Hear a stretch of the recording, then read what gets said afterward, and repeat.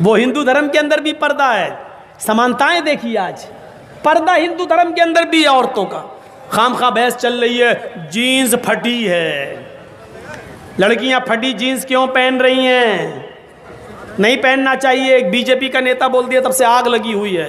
लड़की कह रही वाह साहब, पाकिस्तान में भी बवाल चल रहा है इस वक्त। मालूम है आपको क्या बवाल चल रहा है? पाकिस्तान की औरतें बोर्ड निकाल निकाल के घूम रही हैं और बैनर निकाल निकाल के घूम रही हैं, सड़कों पे आ गई हैं, मेरा जिस्म मेरी मर्जी।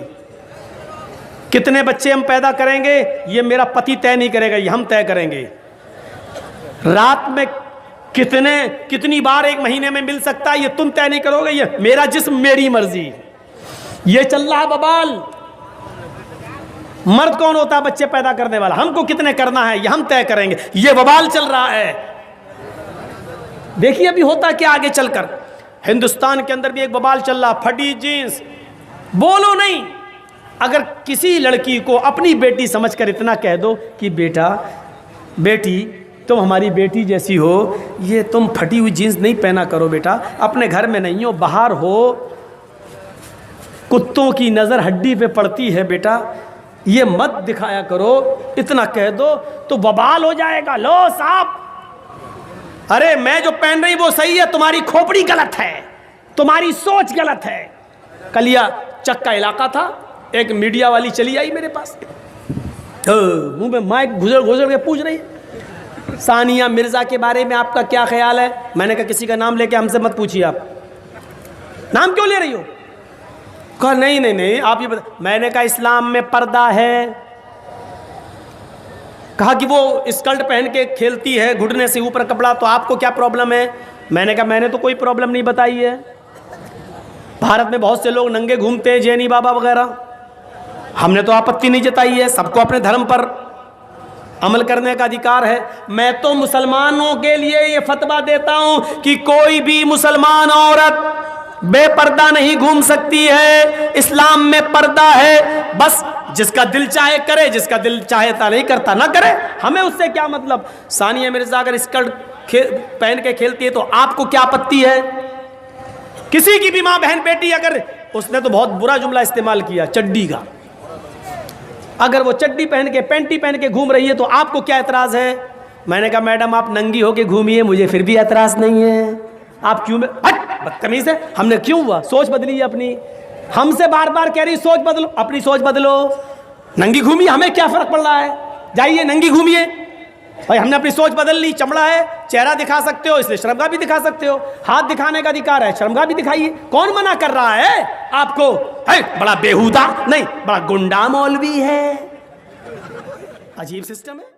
फजुरा मामा, इंसान तो ये चाहता है कि वो आगे भी बुराइयां करता रहे, गंदे काम, बुरे काम, गुनाहों के काम करता रहे। यसालुय्याना यौमुल क़यामा, वो पूछता फिरता कयामत कब आएगी। मजाक में कहता है ए मौलाना साहब कयामत कब आएगी? शराबी जुआरी लोग मौलाना कयामत पे बोल रहे हैं, कयामत कब आएगी?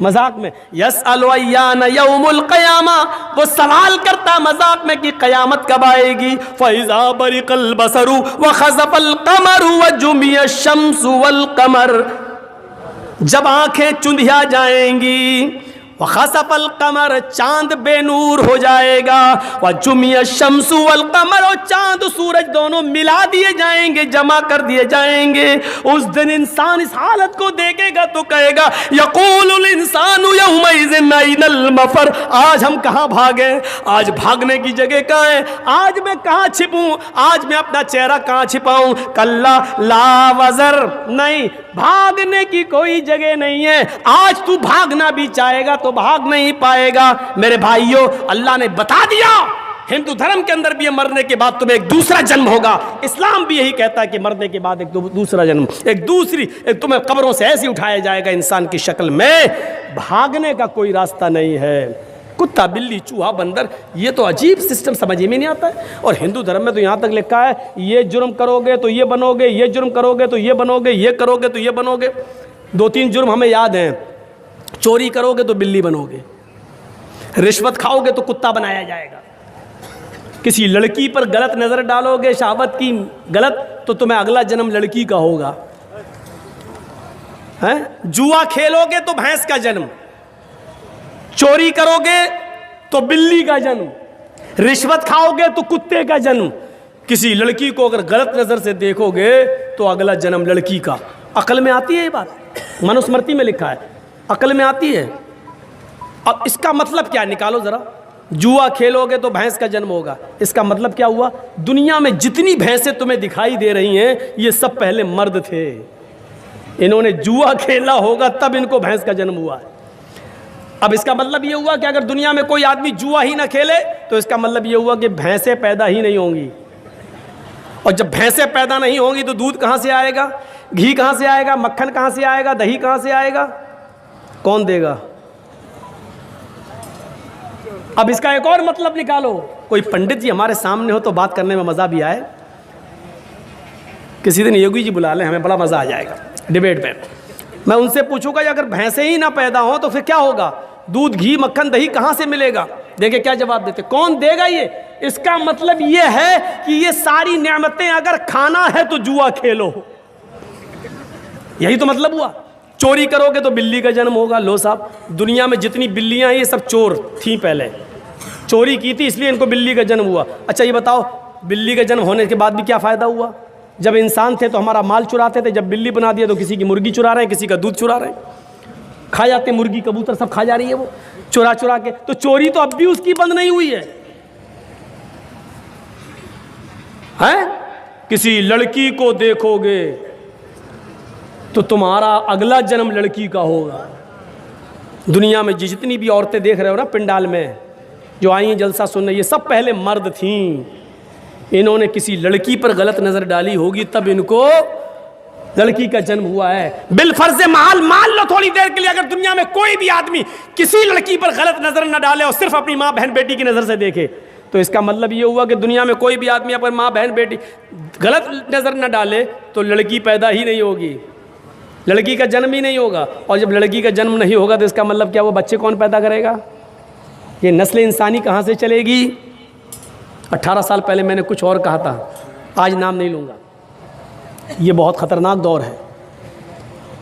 यहाँ जो बोलता है वो अंदर जा रहा है, यहाँ डेमोक्रेसी है, यहाँ सेकुलरिज्म ख़त्म हो चुका है, यहाँ कुछ नहीं है, कुछ भी नहीं। अच्छा बोले, अभी तो बाद में साबित होगा कि तुम सही बोले कि गलत, पहले अंदर जाओ, घुसो पहले अंदर। मेरे भाइयों, अफसोस होता है मुझे इस बात पर, चोरी करोगे तो कुत्ते का जन्म होगा। लो साहब, दुनिया में जितने भी कुत्ते होते हैं देख रहे हो ना, ये सब पहले इंसान थे, इन्होंने चोरी की होगी तब इन्होंने रिश्वत खाई होगी तो कुत्ते का जन्म। अच्छा, कुत्ते भी दो किस्म के होते हैं, एक तो यहाँ घूमते हैं जो, और एक होते हैं जिनको खूबसूरत लड़कियाँ जिनको चूमती हैं टम्पी पंपी, और एक होते हैं जो बड़े बड़े नेता लोग जिनको मारुति गाड़ियों में लेके एसी एयर कंडीशन में चलते हैं। तो इसका मतलब यह कि रिश्वत का की कैटेगरी अलग होगी। जिन्होंने 100 200 500 1000 रुपए खाए होंगे रिश्वत, इनको ये वाला कुत्ता बना दिया जाता है। थोड़ी सी और बड़ी रिश्वत होगी 1,00,000 2 लाख की, उनको वो लड़कियां जिनको खाना ना खिलाती हैं अपने घर में, चंपी टम्पी पंपी।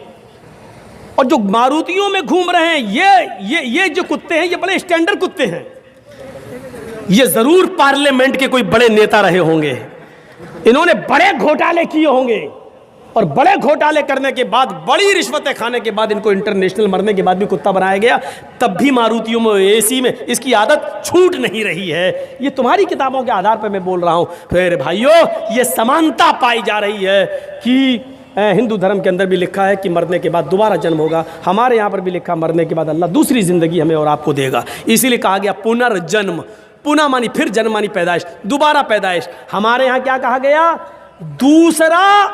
दूसरी जिंदगी हमें और आपको दी जाएगी। आवागमन नहीं है, मरने के बाद कुत्ता, कुत्ते के बाद बिल्ली, बिल्ली के बाद चूहा, 7 जन्म, 7 तरीके के जन्म होंगे। कहते नहीं 7 जन्मों में हम तुम्हारे साथ रहेंगे। ये हिंदू धर्म में 7 जन्म हो सकते हैं, इसलिए हिंदू धर्म में फेरे भी लगाए जाते हैं 7।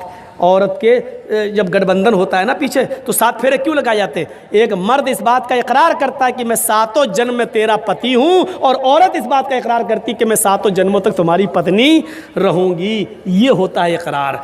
मेरे भाइयों, अब आप भी उठ के जा चुके हो, तादाद ख़त्म हो गई है, मैंने फिर भी 1:30 बजे तक खींच दिया है। अल्लाह ताला से मैं दुआ करता हूँ कि बार इलाह इस्लाम को तमाम लोगों को समझने की तौफ़ीक़ अता फ़रमा, हम तमाम मुसलमानों पर चलने की तौफ़ीक़ अता फ़रमा। मेरे भाइयों, मजहूल शख्स कोई बेनामी है, उन्होंने 20,000 रुपये दिए हैं। अल्लाह रब्बुल आलमीन से दुआ कीजिए, अल्लाह रब्बुल आलमीन उनके रिस्क में बरकत दे, उनके कारोबार में बरकत दे। हबीबुर रहमान साहब ने 10,000 रुपये दिए हैं, अल्लाह रब्बुल आलमीन उनको भी खैर